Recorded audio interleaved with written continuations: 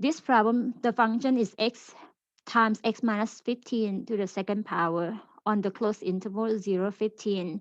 Use the Rolle theorem. Determine whether the Rolle theorem apply to the function. Okay, if so, if how do you know that the Rolle theorem apply? So we're gonna check assumptions of the Rolle theorem. If so, we find the point. It could be more than one point that guarantee that to exist by Rolle theorem. So the Rolle theorem, the assumption number one, the function is continuous on the closed interval AB, which is 0, 15. And assumption number two, the function is differentiable. That means the f prime exists, or the other way, you can find the f prime on an open interval 0, 15. And then the assumption number three, the Rolle theorem, the function value at the left ends or at 0 must be the same as the function value at the right end. If you check out these three assumptions and they are met, so the conclusion of the Rolle theorem, there exists the point C such that the f prime at C equals 0, or there is the point C on the interval 0, 15. That means if you look at the graph, the function value are the same of the two endpoints, and then there will be the point C that give you the same slope. I mean, not the same. Well, the slope 0 or the horizontal tangent occurs at the point C, where C between A and B. Okay, so that's a conclusion. If we check our assumption and they met, we're gonna find what is the point C that gives the slope 0. That's the overall picture of the Rolle theorem. So starting with this function is x times x minus 15 to the power second. And even though the look of it is not the direct form of the polynomial, but you can see this as a power 2 and then multiply x on top of it. That's basically the power 3 function. Or you can expand it to see the clearer form of the function as the power 2 of x minus 15. That is the perfect square, or the x squared minus 30x, and then plus 15 times 15. So that is 225, right?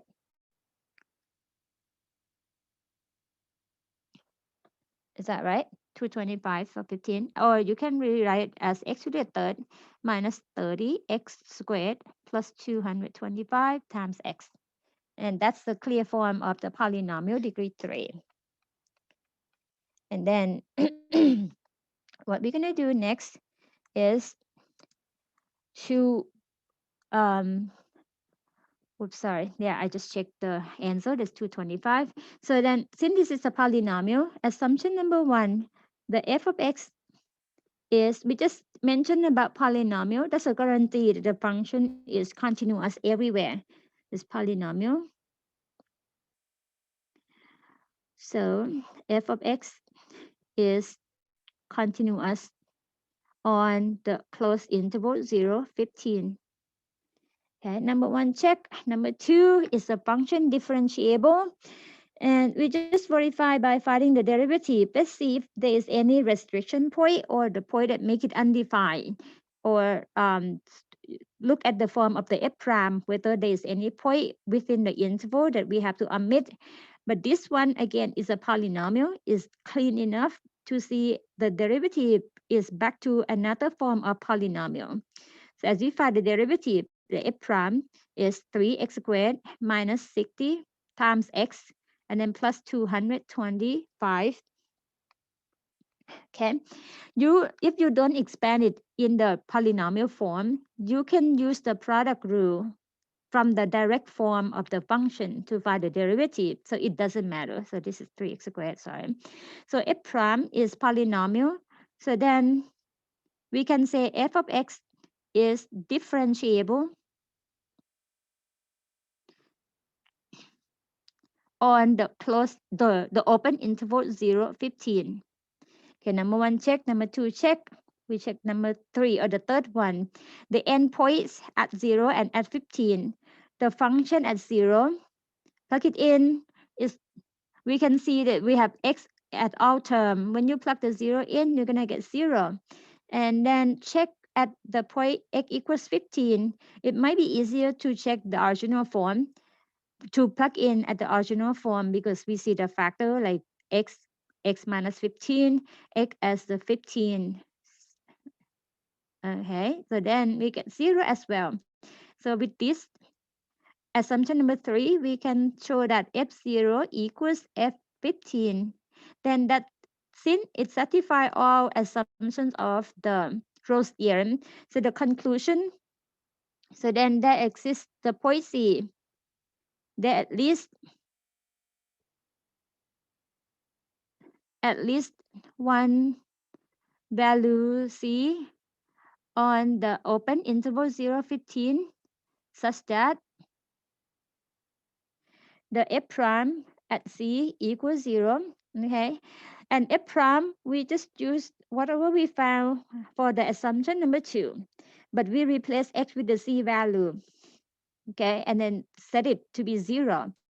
So we have 3c squared minus 60 times c plus 225 equals 0. And then we just solve for solve for c. So this one you just use either factor them or use the quadratic formula. As you see, 360, 225, it might be convenient to divide all by 3 to get the simpler version of this polynomial degree 2. So 60 divided by 3, that's 20. Is that right? So let me see. Yeah. And then the 3 goes to 22, that's 7 times, and then 5 times. Now, we can factor this as C and C equals 0. This one looks like 15 and 5. So 15 and 5. 15 times 5, that's 75. And then add them to get negative. So it could be negative side there. So we have C equals 15 and C equals 5. Did I get it right? You guys help me out.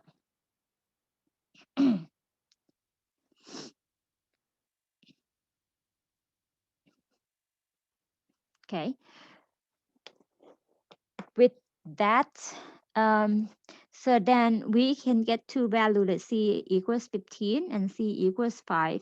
C equals 15 is not in between, it's just at the right end.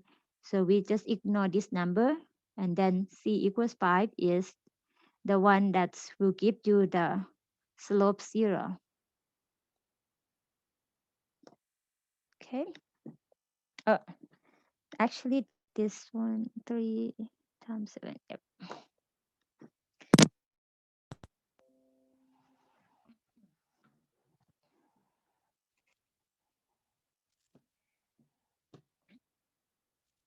Uh-oh.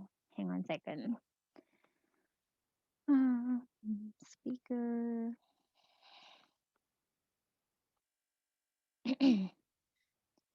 So question for this one. So we got the value C that give that satisfy the Rolle's theorem.